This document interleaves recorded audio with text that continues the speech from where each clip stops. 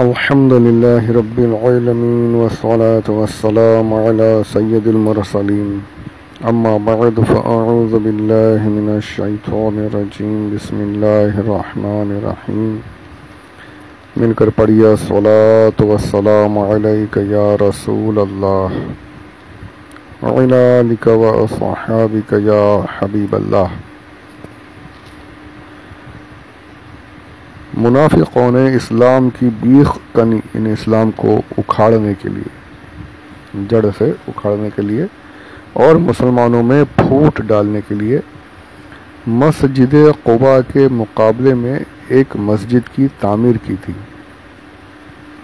مسجد قباء آپ نے سنا پہلے کہ جب ہجرت کے وقت میں مدینہ منورہ پہنچنے سے قبل حضور صلی اللہ علیہ وسلم نے جہاں مدینہ شریف کے باہر قیام فرمایا تھا، جس بستی میں، وہیں پر حضور نے مسجد تعمیر فرمائی تھی،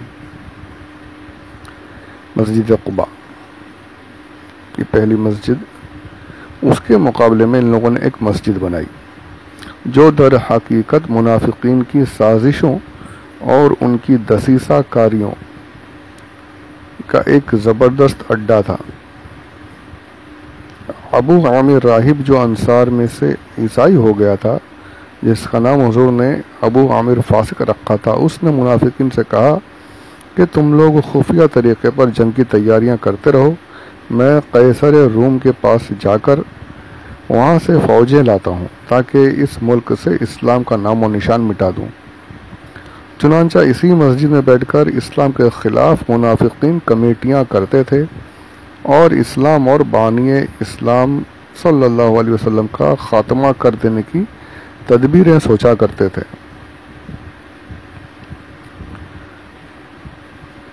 جب حضور علیہ الصلوۃ والسلام جنگ تبوک کے لیے روانہ ہونے لگے تو مکار منافقوں کا ایک گروہ آیا اور محض مسلمانوں کو دھوکہ دینے کے لیے بارگاہ اقدس میں یہ درخواست پیش کی کہ یا رسول اللہ، ہم نے بیماروں اور معذوروں کے لیے ایک مسجد بنائی ہے، آپ چل کر ایک مرتبہ اس مسجد میں نماز پڑھا دیں تاکہ ہماری یہ مسجد خدا کی بارگاہ میں مقبول ہو جائے۔ آپ نے جواب دیا کہ اس وقت تو میں جہاد کے لیے گھر سے نکل چکا ہوں، لہٰذا اس وقت تو مجھے اتنا موقع نہیں ہے۔ منافقین نے کافی اصرار کیا مگر آپ نے ان کی اس مسجد میں قدم نہیں رکھا۔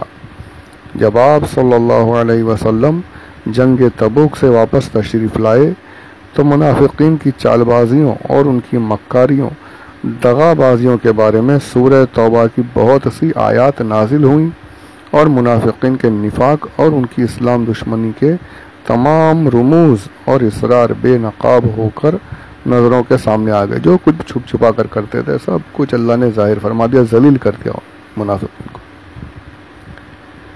اور ان کی اس مسجد کے بارے میں خصوصیت کے ساتھ یہ آیتیں نازل ہوئیں۔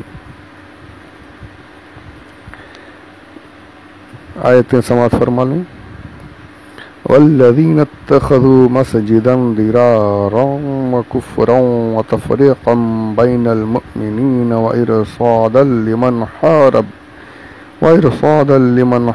اللہ ورسولہ من قبل وَلَيَحْلِفُنَّ إِنْ أَرَدْنَا إِلَّا الْحُسْنَى۔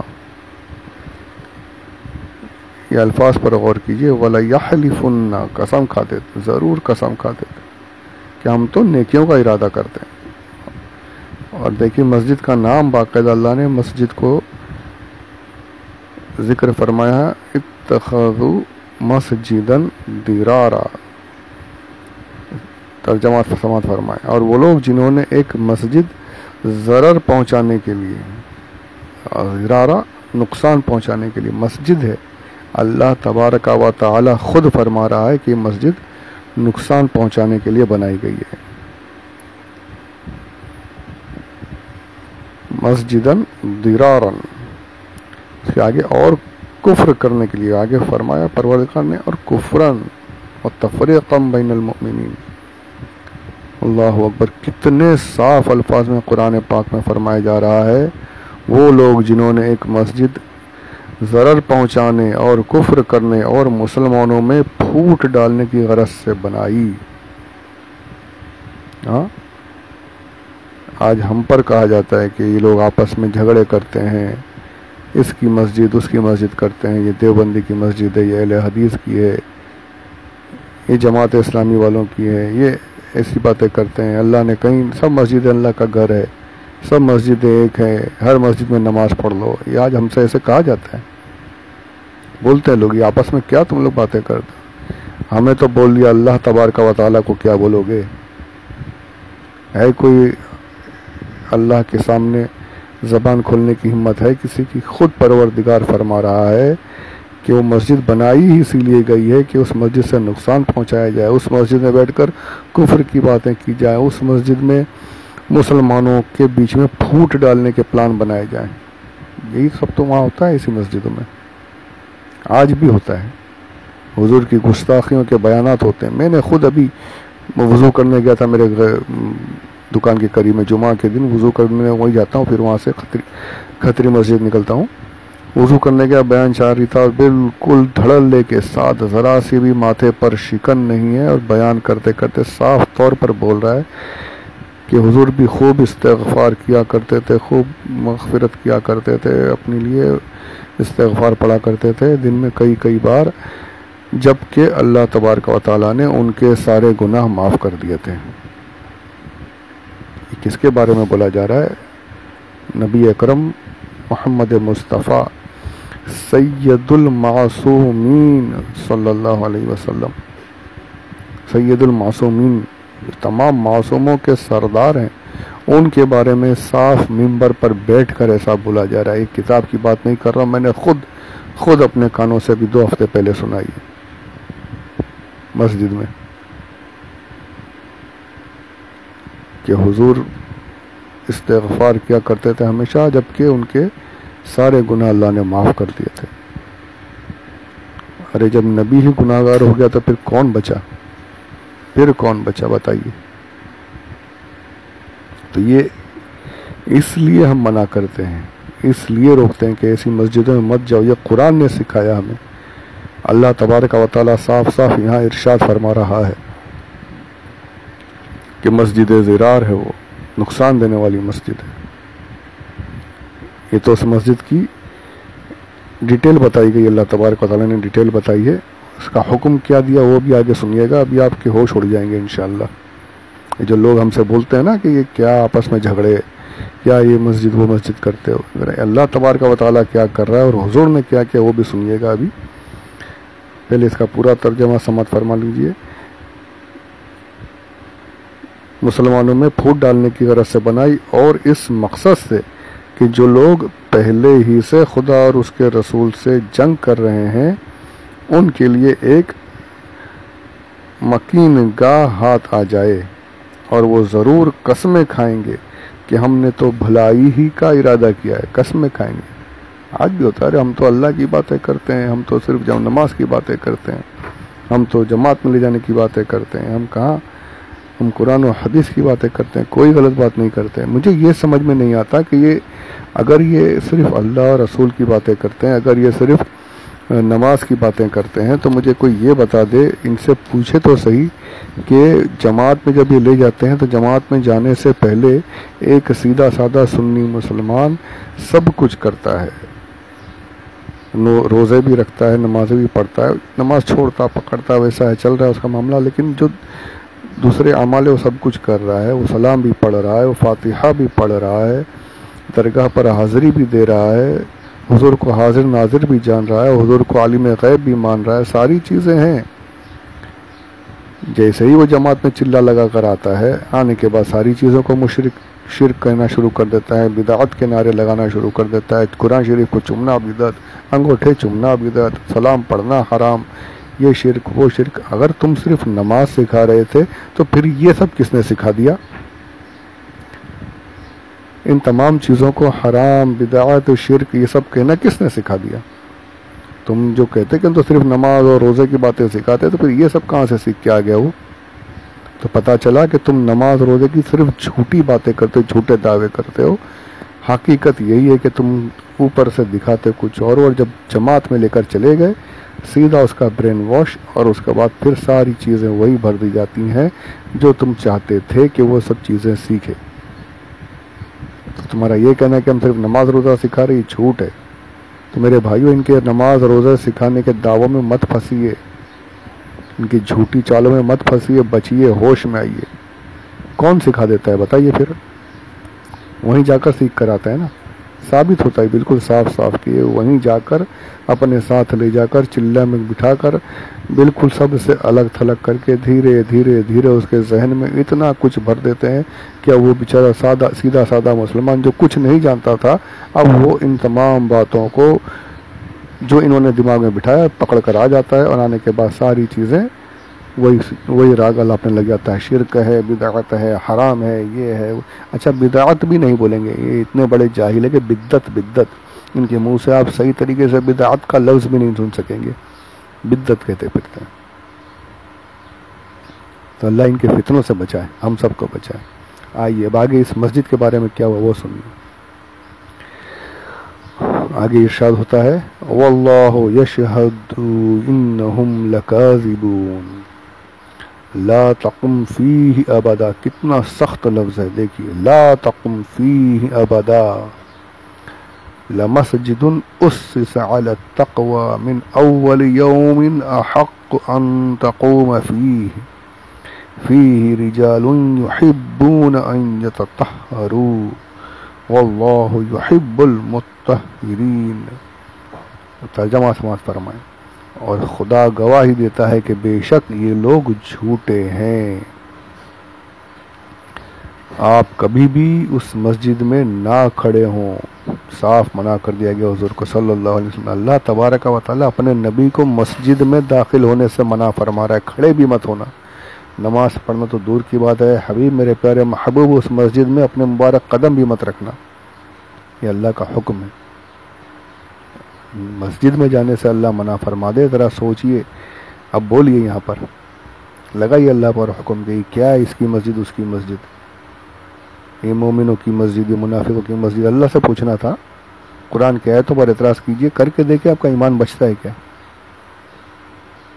یہ اللہ تبارک و تعالی میں گھر کی بات نہیں، قرآن پاک کی یہ آیت کہاں پر ہے وہ بھی سن لیجئے۔ پارہ 11 سورہ توبہ آیت نمبر 107 اور 108۔ اللہ تبارک و تعالی اپنے حبیب کو منع کر دے رہا ہے، مسجد میں قدم بھی مت رکھنا، کھڑے بھی مت ہونا۔ آج ہم روکیں تو ہم پر یہ تو آپس میں لڑاتے ہیں، اللہ کیا کر رہا ہے؟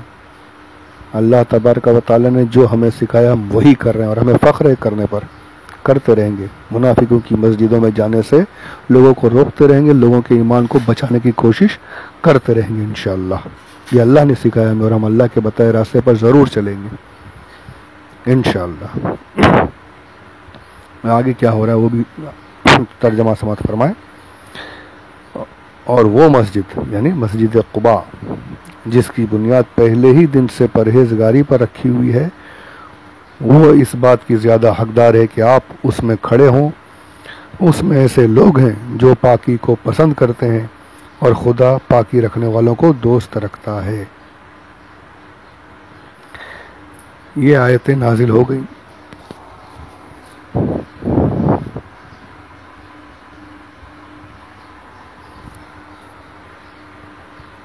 جب آیتیں نازل ہوئی تو اس کے بعد کیا ہوا؟ اس آیت کے نازل ہو جانے کے بعد حضور اقدس صلی اللہ علیہ وسلم نے حضرت مالک بن دخشم اور حضرت معین بن عدی رضی اللہ عنہما کو حکم دیا کہ اس مسجد کو منہدم کر کے اس میں آگ لگا دیں۔ یہ کون کر رہا ہے؟ مسجد کو توڑ کر اس میں آگ لگا دی جا رہی ہے۔ صحابہ نے یہ کیا، مسجد توڑی گئی، اسے جلا دیا گیا۔ کرنے کا حکم کس نے دیا؟ خود اللہ کے پیارے حبیب صلی اللہ علیہ وسلم نے لگائے۔ کوئی ہے جو حکم لگائے؟ ہم تو یہ نہیں بولے کہ جا کے مسجدیں توڑ دو، نہیں نہیں نہیں نہیں، معاذ اللہ رب العالمین۔ ہم صرف اتنا بول رہے ہیں کہ ان مسجدوں میں رہیے جہاں پر محبت سکھائی جاتی ہو، جہاں ادب سکھایا جاتا ہو، جہاں پر حضور کے عشق کا بیان ہو رہا ہو، حضور کی گستاخی سے بچیے، گستاخوں کی مسجد سے دور رہیے۔ وہاں آپ جائیں گے، آپ کو معلومات نہیں، علم نہیں، ان کی باتیں سن سن کر آپ وہی گندی باتیں، غلط عقائد اپنے دل میں بٹھا لیں گے، اپنے ذہن میں بسا لیں گے، عقیدہ خراب ہو جائے گا، ایمان ہاتھ سے نکل جائے گا۔ اس لیے ہم آپ کو لگاتار روکتے ہیں، لگاتار آپ کو روکا جاتا ہے، ایسی مسجدوں میں مت جائیے، ایمان والوں کے ساتھ رہیے، محبت والوں کے ساتھ رہیے۔ یہ ہم کرتے ہیں، اور یہ ہمیں کس نے سکھایا؟ خود اللہ تبارک و تعالی نے سکھایا۔ میں نے آیتیں یہاں پر پڑھ دی۔ تو یہ مسجد زرار، یہ بھی ایک باب جو ہے